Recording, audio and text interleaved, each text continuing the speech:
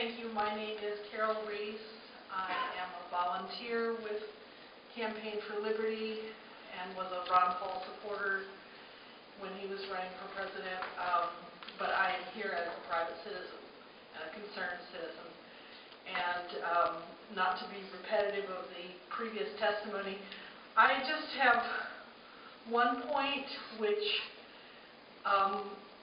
I don't really know the answer to this, but I think it would be something that the committee would want to look at in terms of process. I do know that 1 month before the issuance of this report, the Anti-Defamation League held an anti-terrorism training for law enforcement in St. Louis, and that representatives of MIAC attended this. I don't know if that really had an influence, but I do know that much of the information that appeared in this report reflects or is very similar to information that the ADL has on their website.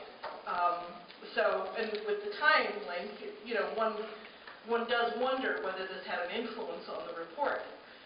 And I don't know the answer to that question as to whether that really did have an influence. But what I would like to suggest is that the committee look at ways of preventing groups or individuals, like what we don't want to have happen is some group or individual who has an axe to grind or has a particular viewpoint to feed false or derogatory information to the MIAC, which then parcels this up and suddenly it becomes an official report. I don't know if this was a factor or not, but I think it's something that should be investigated, and I think that there do need to be safeguards against that sort of thing happening. Thank you. Staff has made note of your recommendations, and we will definitely look into that and see what we can find out. Okay, I've great. heard some concerns to that, but to my knowledge, that's the first reference to an actual organization. Yeah, it was. It's on the ADL's website. They did hold this a training meeting right here in St. Louis in late February.